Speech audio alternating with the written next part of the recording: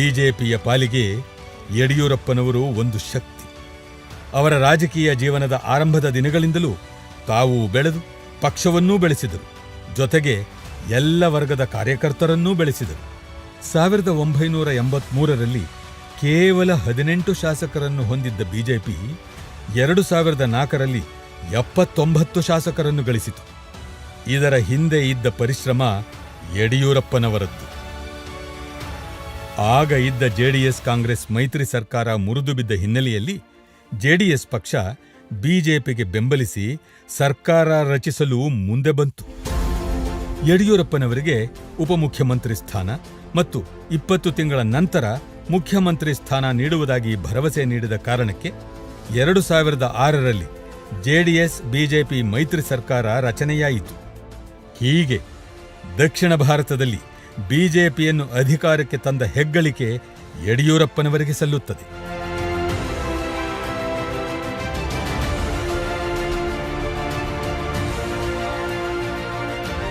ಉಪಮುಖ್ಯಮಂತ್ರಿಯಾಗಿ ಹಣಕಾಸು, ಅಬಕಾರಿ, ಭಾರಿ ಮತ್ತು ಮಧ್ಯಮ ಕೈಗಾರಿಕಾ ಖಾತೆಗಳನ್ನು ನಿರ್ವಹಿಸಿದ ಯಡಿಯೂರಪ್ಪನವರು 2 ಬಾರಿ ಬಜೆಟ್ ಮಂಡನೆ ಮಾಡಿದರು.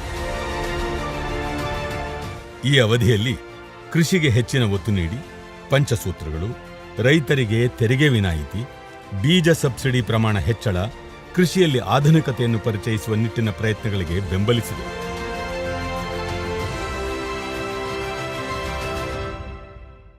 ಇದೇ ಅವಧಿಯಲ್ಲಿ ಬೆಂಗಳೂರು ಮಹಾನಗರದ ಮೂಲ ಸೌಕರ್ಯಗಳ ಅಭಿವೃದ್ಧಿಗೆ ಭಾರೀ ಒತ್ತು ನೀಡಿ ಶ್ರಮಿಸಿದರು. ನಗರ ಭೂಬ್ಯಾಂಕ್ ಹೊಸ ಕೈಗಾರಿಕಾ ನೀತಿ ರೂಪ ಪಡೆಯಲು ಕಾರಣವಾಗಿದ್ದು ಇದೇ ಬಜೆಟ್. ಅಭಿವೃದ್ಧಿಯ ಹೆಸರಿನಲ್ಲಿ ಅಧಿಕಾರ ಹಿಡಿದ ಯಡಿಯೂರಪ್ಪನವರು ಅದನ್ನು ಕಾರ್ಯರೂಪಕ್ಕೆ ತರಲು ತಮ್ಮದೇ ಆದ ನಕ್ಷೆ ಸಿದ್ಧಪಡಿಸಿಕೊಂಡಿದ್ದರು.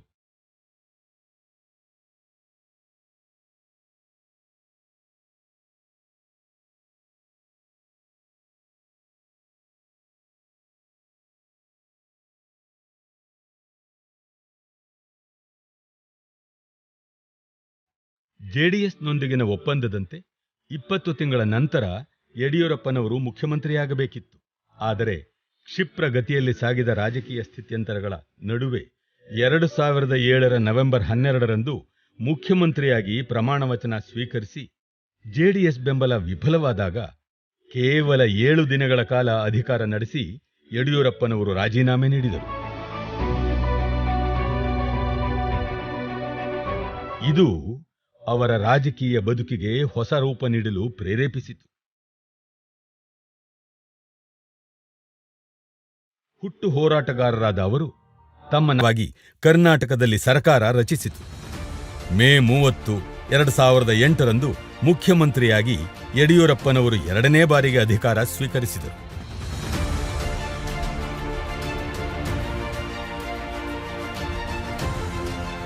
ಮೂರು ವರ್ಷಗಳ ಕಾಲ ಅಧಿಕಾರ ನಡೆಸಿದ ಯಡಿಯೂರಪ್ಪನವರು ಹಲವು ಸವಾಲುಗಳನ್ನು ತಮ್ಮ ಮುತ್ಸದ್ದಿತನ, ರಾಜಕೀಯ ಅನುಭವದ ಮೂಲಕ ಸಮರ್ಥವಾಗಿ ಎದುರಿಸಿದರು.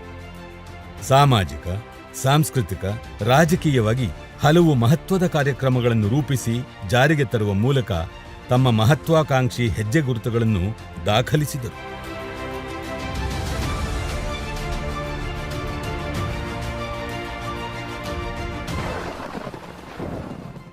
2009ರಲ್ಲಿ ಭೀಕರ ಪ್ರವಾಹದಿಂದ ಉತ್ತರ ಕರ್ನಾಟಕದ ಬಹುತೇಕ ಜಿಲ್ಲೆಗಳ ಜನಜೀವನ ಸಂಪೂರ್ಣ ಅಸ್ತವ್ಯಸ್ತಗೊಂಡಿತು.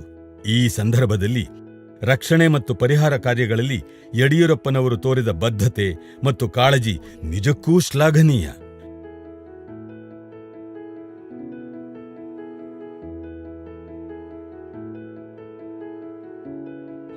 ಹತ್ತು ಹೆಲಿಕಾಪ್ಟರ್ಗಳು, 6 ಏರೋಪ್ಲೇನ್ಗಳು, 329 ದೋಣಿಗಳ ಮೂಲಕ ಸಾವಿರಾರು ಜನರ ರಕ್ಷಣೆಗೆ ಕಾರಣವಾದರು. ಮಂತ್ರಾಲಯದ ಯತಿವರ್ಯರೂ ಕೂಡ ಈ ಸಂದರ್ಭದಲ್ಲಿ ರಕ್ಷಿಸಲ್ಪಟ್ಟರು. ಹಾನಿಗೊಂಡಿದ್ದ ರಾಯಚೂರು ಮಂತ್ರಾಲಯ ಸೇತುವೆಯನ್ನು ಆಧುನಿಕ ತಂತ್ರಜ್ಞಾನದಿಂದ ನಿರ್ಮಿಸಿ ಅಸಂಖ್ಯಾತ ಭಕ್ತರ ಪ್ರೀತಿಗೆ ಪಾತ್ರರಾದರು. ಜೊತೆಗೆ ಮನೆ ಆಸ್ತಿ ಕಳೆದುಕೊಂಡ ಜನರಿಗೆ ಸೂರು ಕಲ್ಪಿಸುವ ನಿಟ್ಟಿನಲ್ಲಿ ಸಮರೋಪಾದಿಯಲ್ಲಿ ಕ್ರಮ ಕೈಗೊಂಡ ಯಡಿಯೂರಪ್ಪನವರು ಕಾರ್ಪೊರೇಟ್ ಮತ್ತು ಇನ್ನಿತರ ಸಂಘ ಸಂಸ್ಥೆಗಳ ಸಹಯೋಗದೊಂದಿಗೆ 12,000 ಮನೆಗಳ ನಿರ್ಮಾಣಕ್ಕೆ ಕಾರಣರಾದರು. ಯಡಿಯೂರಪ್ಪನವರು ಸಮಾಜದ ಎಲ್ಲ ವಲಯಗಳನ್ನು ಬೆಂಬಲಿಸುವ ಮನಸ್ಸಿನವರು.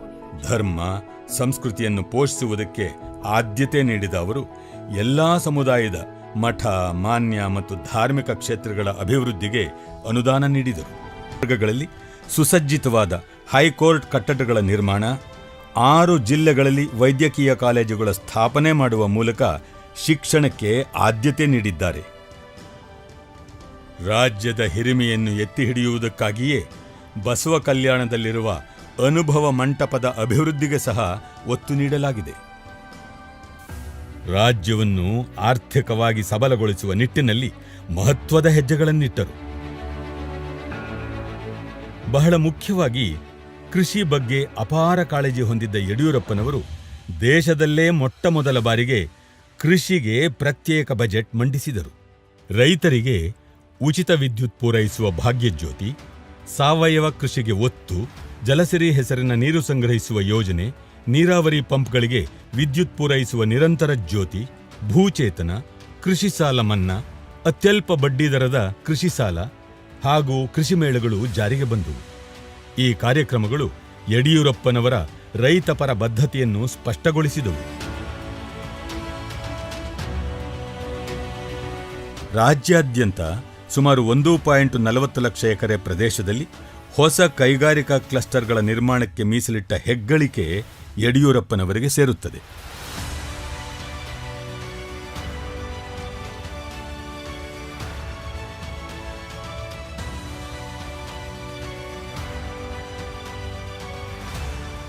ಏರೋಸ್ಪೇಸ್ ಪಾರ್ಕ್, ಹೈಟೆಕ್ ಬಸ್ ನಿಲ್ದಾಣಗಳ ನಿರ್ಮಾಣವಾಗಿದ್ದು ಇದೇ ಅವಧಿಯಲ್ಲಿ. ಇದಲ್ಲದೆ ರಾಜ್ಯದ ಪ್ರಮುಖ ನಗರಗಳಲ್ಲಿ ವಿಮಾನ ನಿಲ್ದಾಣ ನಿರ್ಮಾಣ ಮತ್ತು ನವೀಕರಣಕ್ಕೆ ಆದ್ಯತೆ ನೀಡಿದ್ದು ಯಡಿಯೂರಪ್ಪನವರ ದೂರದೃಷ್ಟಿಗೆ ಸಾಕ್ಷಿ.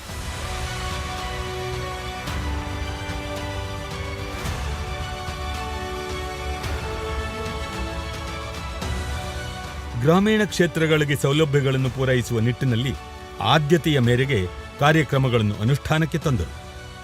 ಬೆಂಗಳೂರು ಮಹಾನಗರದ ಅಭಿವೃದ್ಧಿ ಕಾರ್ಯಗಳ ಶ್ರೇಯ ಬಹುಪಾಲು ಯಡಿಯೂರಪ್ಪನವರದ್ದು. ಮೆಟ್ರೋ ಕಾಮಗಾರಿಗೆ ಅವರು ನೀಡಿದ ಪ್ರಾಮುಖ್ಯತೆಯಿಂದಲೇ ಕಾಮಗಾರಿ ತ್ವರಿತವಾಗಿ ನಡೆಯಲಾರಂಭಿಸಿತು. ಬೆಂಗಳೂರಿನ ಹೊರವರ್ತುಲ ರಸ್ತೆ, ಫ್ಲೈಓವರ್, ಅಂಡರ್ ಪಾಸ್, ರಸ್ತೆಗಳ ಅಗಲೀಕರಣ, ಉದ್ಯಾನವನ ಮತ್ತು ಕ್ರೀಡಾಂಗಣಗಳ ನಿರ್ಮಾಣ, ಅತ್ಯಾಧುನಿಕ ಬಸ್ ಸ್ಟ್ಯಾಂಡ್ ಮತ್ತು ಬಸ್ ಶೆಲ್ಟರ್ಗಳನ್ನು ನಿರ್ಮಿಸಿ ಬೆಂಗಳೂರನ್ನು ವಿಶ್ವ ದರ್ಜೆಯ ನಗರವನ್ನಾಗಿ ಮಾರ್ಪಡಿಸಿದರು.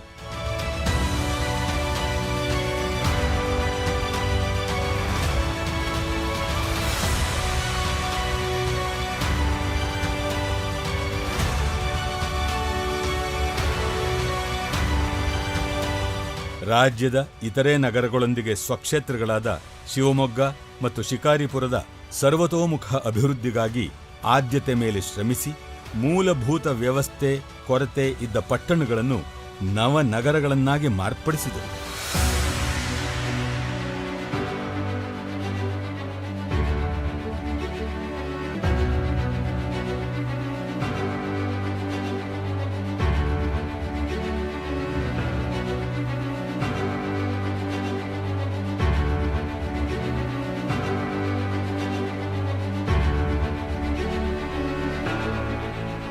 ಶಿವಮೊಗ್ಗ ಜಿಲ್ಲೆಯೊಳಗೆ ರೈತರ ಪರವಾಗಿ ನಾವಿದ್ದೀವೋ ಇಲ್ವೋ ಅಂತಕ್ಕಂಥ ಒಂದು ಪ್ರಶ್ನೆ ಅವತ್ತಿನ ನಮ್ಮ ರಾಜಕೀಯ ವಿರೋಧಿಗಳು ಎತ್ತಿದ್ರು. ಅವತ್ತಿನ ಶಿವಮೊಗ್ಗ ನಗರದಲ್ಲಿ ಒಂದು ಚಾರಿತ್ರಿಕ ರೈತರ ಸಮಾವೇಶ ನಡೆಸಿದ್ವಿ. ಸಾವಿರಾರು ಜನ ರೈತರನ್ನ ಸೇರಿಸಿದ್ವಿ. ಇಡೀ ಶಿವಮೊಗ್ಗ ಜಿಲ್ಲೆ ಬೆಚ್ಚಿ ಬೀಳುವಂಥ ಒಂದು ದೃಶ್ಯ ಯಡಿಯೂರಪ್ಪನವರ ನೇತೃತ್ವದಲ್ಲಿ. ಆ ಒಂದು ರೈತರ ಸಮಾವೇಶಕ್ಕೆ ರಾಜಸ್ಥಾನದ ಮುಖ್ಯಮಂತ್ರಿ ಆಗಿದ್ದಂಥ ಭೈರವ್ ಸಿಂಗ್ ಶೆಖಾವತ್ ಅವರ ಹೆಸರನ್ನ ತಾವು ಕೇಳಿದ್ದೀರಾ? ಅವರನ್ನ ನಾವು ಕರೆದ್ವಿ, ಬಂದಿದ್ದರು. ಅವ್ರು ಬಂದು ಇಲ್ಲಿ ಆ ರೈತ ಸಮಾವೇಶದಲ್ಲಿದ್ದಂಥ ರೈತರನ್ನು ನೋಡಿ ಅವರೊಂದು ಉದ್ಗಾರ ಎತ್ತಿದ್ರು. ಆ ಉದ್ಗಾರ ಎತ್ತದ ಆ ಸಮಯದಲ್ಲಿ ಶಿವಮೊಗ್ಗ ಕರ್ನಾಟಕದಿಂದ ಭಾರತೀಯ ಜನತಾ ಪಾರ್ಟಿ MLA ಒಬ್ಬರೇ ಇದ್ದದ್ದು, ಯಡಿಯೂರಪ್ಪನವ್ರು ಮಾತ್ರ ಇದ್ದಿದ್ದು. ಒಬ್ಬರೇ, ಈ was the only MLA of BJP ಇನ್ ಕರ್ನಾಟಕ. ಆದರೆ ಭೈರವ್ ಸಿಂಗ್ ಶೆಖಾವತ್ ಹೇಳ್ತಾರೆ ಅವತ್ತಿನ ದಿನ ಸಭೆಯಲ್ಲಿ, ನೋಡಿ ನಿಮ್ಮ ಊರಿನಿಂದ ನೀವೊಬ್ಬ ಮುಖ್ಯಮಂತ್ರಿ ಆಗೋ ಮನುಷ್ಯನನ್ನು ನಾಯಕರನ್ನ ಮಾಡ್ಕೊಂಡಿದ್ದೀರಾ, ಅವ್ರ ಮುಂದೆ ಮುಖ್ಯಮಂತ್ರಿ ಆಗ್ತಾರೆ ಅಂತ. ಆಗ ನಾನು ಭೈರವ್ ಸಿಂಗ್ ಶೆಖಾವತರನ್ನ ಸಭೆ ಮುಗಿದ ಮೇಲೆ ಸ್ವಾಭಾವಿಕವಾಗಿ ಕೇಳಿದೆ, ಅಲ್ಲ ಸ್ವಾಮಿ, ತಾವು ಭಾಳ ದೊಡ್ಡವರು, ಮುಖ್ಯಮಂತ್ರಿ ಆಗಿದ್ದೀರಿ ರಾಜಸ್ಥಾನದಲ್ಲಿ, ಹೀಗೆ ಇಲ್ಲಿ ಶಿವಮೊಗ್ಗಕ್ಕೆ ಬಂದಿದ್ದೀರಾ, ಒಬ್ಬ MLA ಇಟ್ಕೊಂಡು ಮುಖ್ಯಮಂತ್ರಿ ಆಗ್ತಾರೆ ಅಂತ ಹೇಳಿಬಿಟ್ರಿ, ಯಾಕೋ ಸರಿಯಾಗಲಿಲ್ಲ ಅಂಥೇಳಿ ನಾನು ಮಾತಾಡಿದಾಗ ಭೈರವ್ ಸಿಂಗ್ರ ಮಾತು ನನ್ನ ಕಿವಿಯಲ್ಲಿ ಇನ್ನೂ ಹಾಗೇ ಇದೆ. ಅವ್ರು ಹೇಳಿದ್ರು, ಅಂದರೆ ಅವ್ರು ಹಿಂದಿಯಲ್ಲಿ ಹೇಳಿದ್ರು, ನೋಡು ಶಂಕರಮೂರ್ತಿ, ಆ ಮನುಷ್ಯನ ಕಣ್ಣು ನೋಡು, ನೀನು ಕಣ್ಣು ನೋಡುವಾಗ ಅವನಿಗೆ ಹೇಳಬೇಡ ನೋಡ್ತಾ ಇದ್ದೀನಿ ಅಂತ, ಹಾಗೆ ನೋಡು. ಅವನು ಆ ರೈತರು ಮಾತಾಡ್ತಾ ಇರ್ತಾರಲ್ಲ, ತಮ್ಮ ಕಷ್ಟಗಳನ್ನು ಮೈಕಿನಲ್ಲಿ ಹೇಳ್ತಾ ಇದ್ದಾಗ ಈ ಮನುಷ್ಯನ ಕಣ್ಣನ್ನು ನೀನು ಗಮನಿಸು, ನಿನಗೆ ಅರ್ಥ ಆಗ್ತದೆ ಹೇಗೆ ಎಷ್ಟು ಇನ್ವಾಲ್ವ್ ಆಗ್ತಾನೆ ಅವನು. ನೀನು ಇನ್ವಾಲ್ವ್ ಆಗೋದಕ್ಕೂ ಆತ ಇನ್ವಾಲ್ವ್ ಆಗೋದಕ್ಕೂ ವ್ಯತ್ಯಾಸ ಇದೆ ಅಂತ. ಅದು ಮುಖ್ಯಮಂತ್ರಿ ಆಗ್ತಾರೆ ಅಂತ ಯಾವ ಗಳಿಗೆಯಲ್ಲಿ ಹೇಳಿದ್ರು, ಕರ್ನಾಟಕದ ಮುಖ್ಯಮಂತ್ರಿ ಆದರು, ಒಳ್ಳೆಯ ಹೆಸರನ್ನು ಗಳಿಸಿದ್ರು, ಎಷ್ಟು ಯೋಜನೆಗಳನ್ನು, ಯಾವ ರೀತಿಯ ಕಾರ್ಯಕ್ರಮಗಳನ್ನು ಮಾಡಿದ್ದವರು. ಈ ರೀತಿ ಯಡಿಯೂರಪ್ಪನವರು ಮಾಡಿಸ್ಕೊಂಡು ಬಂದಿರತಕ್ಕಂಥ ಅವರ ಜೀವನ ಹಾಗೇ ಕಣ್ಮುಂದೆ ಹಾಗೇ ಬರ್ತದೆ. ಇಂಥ ಒಬ್ಬ ಅದ್ಭುತ ವ್ಯಕ್ತಿ ನಮ್ಮ ಕರ್ನಾಟಕದ ಮುಖ್ಯಮಂತ್ರಿ ಯಡಿಯೂರಪ್ಪ.